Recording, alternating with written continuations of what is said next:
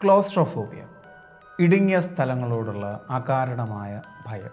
അതായത് അടച്ചിട്ട മുറികളിലും ഇടുങ്ങിയ ഇടനാഴികളിലും വലുപ്പം കുറഞ്ഞ എലിവേറ്ററുകളിലുമെല്ലാം പലപ്പോഴും പലരും നേരിടുന്ന അകാരണമായ പേടി. പലപ്പോഴും ചില നിമിഷങ്ങൾ കൊണ്ട് തന്നെ അവർ ബോധരഹിതരാകാറുണ്ട്. അതിന് കാരണം അതിയായ സമ്മർദ്ദമാണ്. എന്നാൽ ഏതാണ്ടൊരു 83 മണിക്കൂർ അങ്ങനൊന്ന് അനുഭവിക്കേണ്ടി വന്നാലോ? അങ്ങനെ അനുഭവിക്കേണ്ടി വന്ന ഒരു പെൺകുട്ടിയെക്കുറിച്ച് പറയാനുണ്ട് ഒരു കഥ. അന്നവൾക്ക് വെറും 20 വയസ്സ് മാത്രമേ പ്രായമുണ്ടായിരുന്നുള്ളൂ.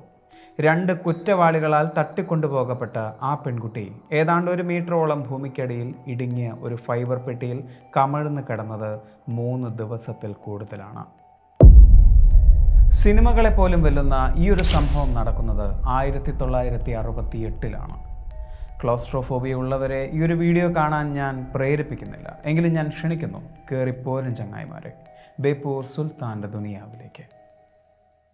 അന്ന് ഡിസംബർ 16-ാം തീയതി ബാർബറയെ കാണാൻ വേണ്ടി മോട്ടലിലേക്ക് അവളുടെ ബോയ് ഫ്രണ്ട് വന്നിരുന്നു, സ്റ്റുവർട്ട് ഹണ്ട്.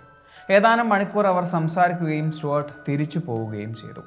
പിറ്റേന്ന് ഡിസംബർ 17-ാം തീയതി പുലർച്ചെ 4 മണിക്ക് മോട്ടലിൻ്റെ ഡോറിൽ ആരോ മുട്ടുന്ന ശബ്ദം കേട്ടാണ് അമ്മ ജീൻ മൈക്കിൾ വാതിലിനടുത്തേക്ക് ചെല്ലുന്നത്. വാതിലിന് അപ്പുറത്തു നിന്നും സംസാരിക്കുന്നത് ഒരു പോലീസുകാരനാണ് എന്നാണ് അയാൾ പരിചയപ്പെടുത്തിയത്. ബാർബറയുടെ സുഹൃത്ത് സ്റ്റുവർട്ടിന് ഒരു ആക്സിഡൻറ്റ് സംഭവിച്ചു എന്നായിരുന്നു വാതിലിനപ്പുറത്തുള്ള ആൾ വിളിച്ചു പറഞ്ഞത്. അത് കേട്ടപാട് ബാർബറയുടെ അമ്മയ്ക്ക് ഭയം തോന്നി. അവർ പതിയെ വാതിൽ തുറന്നു. വാതിൽ തുറന്നപ്പോൾ അവർ കാണുന്നത് കണ്ണ് മാത്രം പുറത്തേക്ക് കാണിച്ചിട്ടുള്ള, മുഖം മുഴുവൻ മറച്ച രീതിയിലുള്ള ഒരാളെയായിരുന്നു.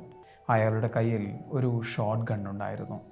വാതിൽ തുറന്നപാട് അയാൾ തള്ളി അകത്തേക്ക് കയറി.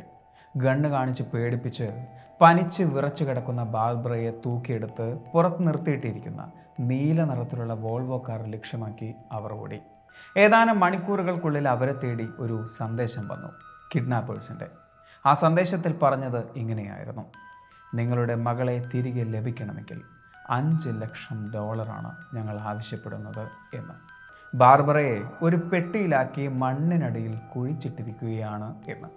ഏതാണ്ട് 7 ദിവസം മാത്രമേ അവൾക്ക് ആ മണ്ണിനടിയിൽ ജീവിക്കാൻ സാധിക്കുകയുള്ളൂ എന്നും എത്രയും പെട്ടെന്ന് ഞങ്ങൾക്കുള്ള പണം തരികയാണെങ്കിൽ മാത്രമേ അവളെ ജീവനോടെ രക്ഷിക്കാൻ സാധിക്കുകയുള്ളൂ എന്നും.